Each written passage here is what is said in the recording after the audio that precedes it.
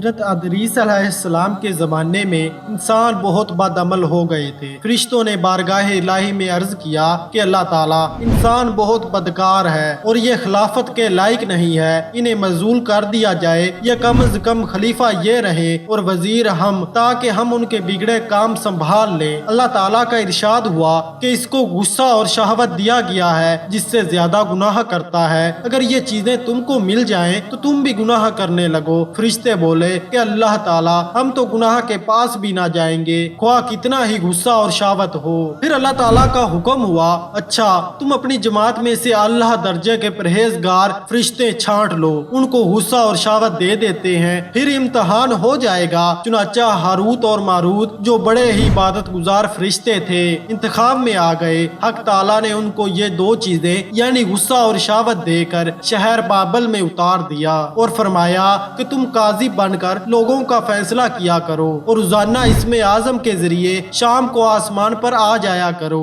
یہ دونوں 1 مہینہ تک ایسے ہی آتے جاتے رہے۔ اتنے عرصے میں ان کے عدل و انصاف کا عام چرچا ہو گیا اور بہت مقدمے ان کے پاس آنے لگے۔ ایک روز ایک نہایت حسین و جمیل عورت نے جس کا نام زہرا تھا، یہ ملک فارس کی رہنے والی تھی، اس نے اپنے خامد کے خلاف مقدمہ دائر کیا۔ یہ دونوں اسے دیکھتے ہی عاشق ہو گئے، اس سے برے کام کی خواہش کی۔ اس نے کہا میرا دین کچھ اور ہے اور تمہارا دین کچھ اور اختلاف ہوتے ہوئے یہ نہیں ہو سکتا۔ میرا شوہر بہت غیرت مند ہے، اگر اسے خبر لگی تو مجھے قتل کر دے گا، لہٰذا پہلے تو آپ میرے بت کو سجدہ کرو اور پھر میرے شوہر کو قتل کرو، پھر میں تمہاری اور تم میرے۔ انہوں نے انکار کر دیا، وہ چلی گئی، مگر ان کے دل میں اس کے عشق کی آگ بھڑک گئی۔ آخر اسے پیغام بھیجا کہ ہم تیرے گھر آنا چاہتے ہیں۔ سر آنکھوں پر یہ دونوں اس کے گھر پہنچ گئے۔ اس نے اپنے آپ کو آراستہ کیا اور ان سے بولی کہ یا تو آپ لوگ مجھے اسم اعظم سکھا دیں یا بت کو سجدہ کرے یا شوہر کو قتل کرے یا شراب پی لے۔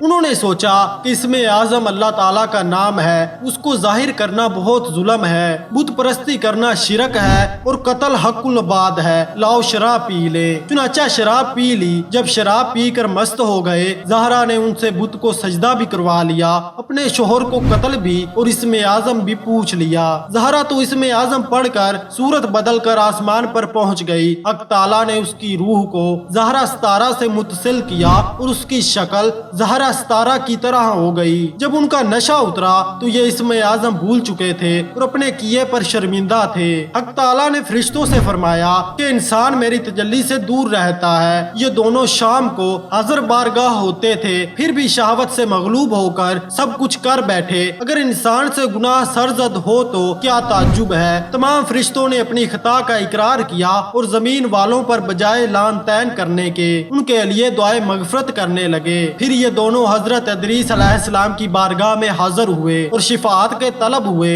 آپ نے ان کے حق میں دعائے مغفرت کی۔ بہت روز کے بعد حکم الہی آیا کہ ان کو اختیار دیا گیا ہے کہ یا تو یہ دنیاوی عذاب قبول کر لے یا آخرت کا۔ حضرت ادریس علیہ السلام نے انہیں حکم الہی پہنچایا۔ انہوں نے عرض کیا کہ یا نبی اللہ، دنیا کا عذاب فانی اور آخرت کا عذاب ابدی ہے، ہم کو دنیاوی عذاب منظور ہے۔ چنانچہ اللہ تعالیٰ نے فرشتوں کو حکم دیا کہ ان دونوں کو لوہے کی زنجیروں میں جکڑ کر بابل کے کنویں میں اوندا لٹکا دے۔ اس کنویں میں آگ بھڑک رہی ہے اور یہ لٹکے ہوئے ہیں۔ فرشتے باری باری سے ہر وقت ان کو کوڑے مارتے ہیں، سخت پیاس سے ان کی زبان باہر لٹکی ہوئی ہے۔ یہ عذاب قیامت تک ایسا ہی شدید رہنے والا ہے۔